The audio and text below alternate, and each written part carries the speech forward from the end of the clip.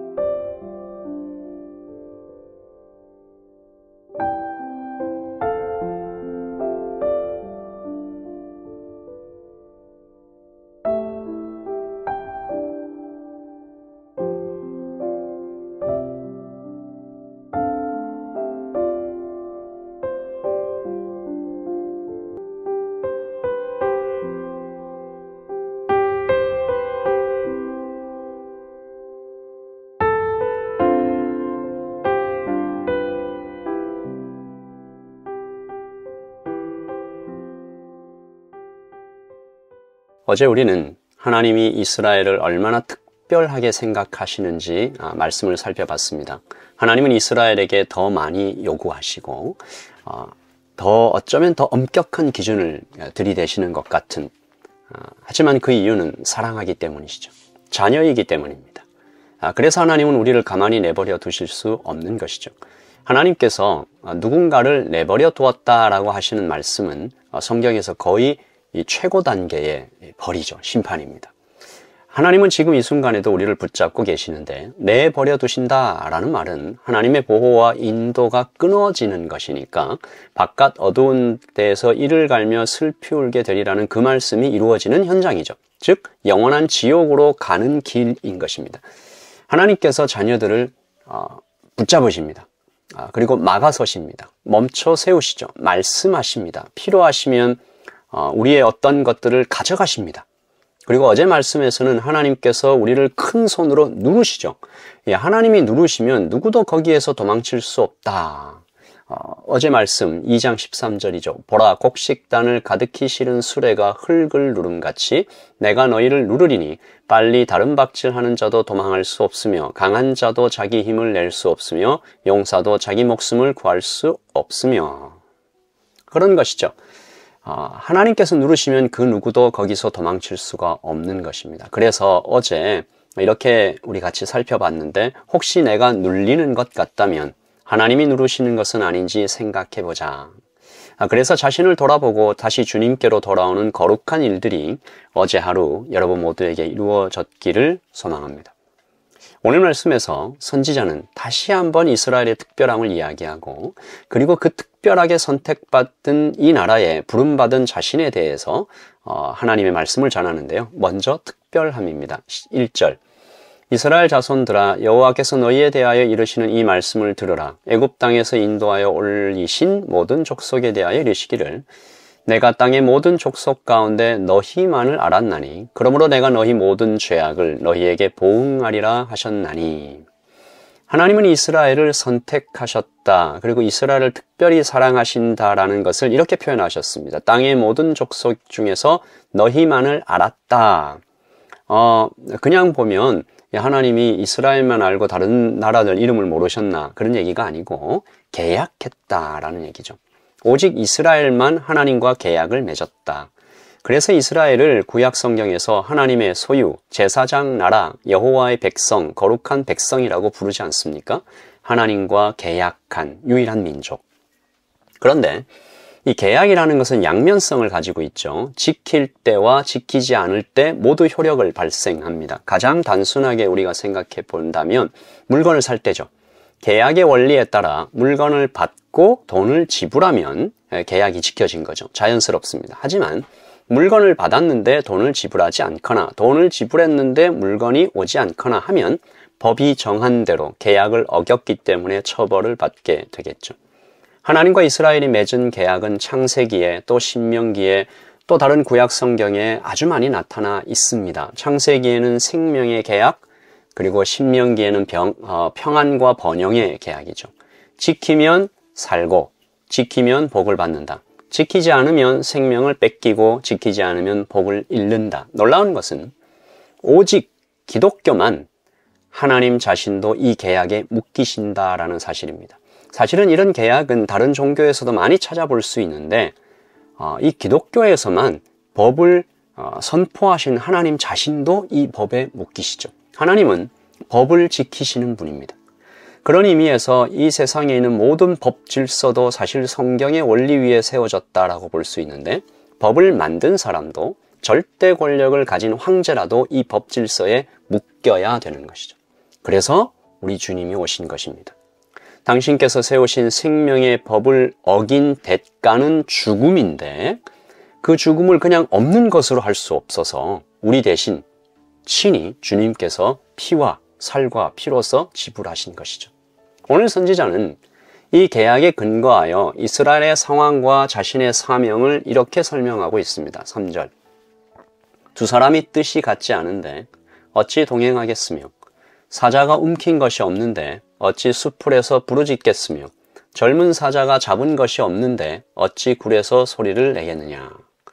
말씀을 읽으면서 이 아모스 선지자가 참 공격과 오해를 숱하게 받았을 것 같다라고 짐작하게 됩니다. 정말 하나님께서 보내신 건 맞나? 증거를 대봐라. 그냥 네 생각대로 말하는 거 아니냐? 혹은 적군한테 뭐 받고 이렇게 악담을 하냐? 스파이냐? 선지자는 말하죠. 아니다. 나는 말씀 주신 대로 말한다. 그래서 3절입니다. 두 사람이 뜻이 같지 않은데 어찌 동행하겠으며 사자가 움킨 것이 없는데 어찌 수풀에서 부르짖겠냐. 하나님의 말씀 없이는 나는 움직이지 않는다, 말하지 않는다 라고 자신을 힘껏 변호하면서 한 가지 증거를 대는데요. 6절. 여호와의 행하심이 없는데 재앙이 어찌 성읍에 임하겠느냐. 여러분, 선지자는 왜 이렇게 자신을 변호하고 있을까요? 나는 선지자다. 나 하나님께서 보내신 선지자다. 라고 이렇게 자신을 뭔가 어쩌면 좀 이렇게 높이는 것 같은 그런 모습인데요. 여러분 아시죠? 자신을 위해서가 아닙니다. 하나님의 말씀을 위해서죠. 자신에게 주어진 하나님의 말씀이 내 생각이나 내 경험이나 어떤 내 것이 아니라 하늘에서 주신 것이다. 하나님이 주신 것이다. 그러므로 이것을 들으라 라는 것이죠. 이 대목에서 목사의 사명과 성도의 사명을 생각하게 됩니다. 특별히 말씀을 맡은 목사, 그리고 그 말씀 안에서 살아가고 있는 우리 모두가 말씀의 증인이어야 하는 것이죠. 살아내야 합니다. 그 말씀이 이루어지도록 힘써 기도해야 합니다. 오늘 이 아모스 선지자의 말씀처럼 임박한 재앙을 피하라. 8절이죠. 사자가 부르짖은 즉 누가 두려워하지 않겠느냐. 하나님께서 라이언 오브 유다, 그러니까 유다의 사자께서 부르짖는데 왜 무서워하지 않냐. 임박한 재앙을 피하라고 거꾸로 달리면서 소리치는 자들이 성도와 교회죠. 그리고 피하는 자들을 위해 문을 활짝 여는 피난처들 아니겠습니까? 어제 목요일에 구제사역을 하시는 한 귀한 분과 대화하면서 교회가 해야 할 일에 대해서 고민하고 또 결정하고 논의하고 했습니다. 교회가 이 땅에 약하고 또 도움이 필요한 분들을 위한 피난처가 되게 하소서 함께 기도했습니다. 하나씩 우리 교회가 할 수 있는 만큼 주께서 주시는 대로 차근차근 이렇게 해나갈 예정입니다. 특별히 이 땅에 누구나 참 쉽지 않은 하루하루를 살아가고 있지만 청년들과 또 우리 모든 성도들이 기도의 자리에 나와서 오늘 이 아모스가 전하는 말씀 듣고 하나님 앞에 겸비하며 옷을 찢고 통곡함으로 그 영혼이 준비되기를, 그래서 정말 하나님 말씀 들어야 된다, 하나님께 돌아와야 된다, 사자가 부르짖고 있다, 두려워해야 된다, 주님 안으로 피해라 라고 외치는 우리 모두가 되기를 이 아침에 간절히 소망합니다. 기도하겠습니다. 아버지 하나님, 하나님과 계약한 민족, 하나님과 계약한 나, 하나님과 계약한 교회, 하나님과 계약한 우리 가정. 아버지 하나님, 그래서 우리는 하나님의 말씀을 듣습니다.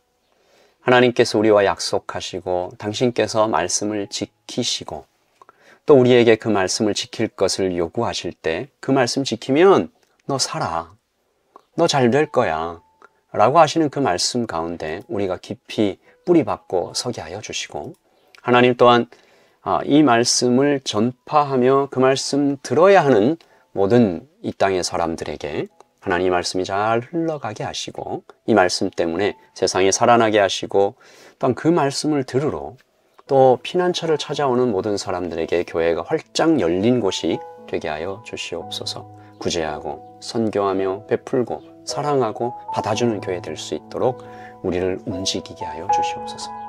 주님 감사합니다. 오늘 하루 주께서 주시는 평안과 사랑과 용기 가운데 살기를 소원하며 예수님의 이름으로 기도합니다. 아멘. 여러분 평안하십시오. 여러분 또 오늘 하루도 주님 안에서 잘 평안 가운데 또 위로 가운데 살아가시기를 예수님의 이름으로 축복합니다. 샬롬.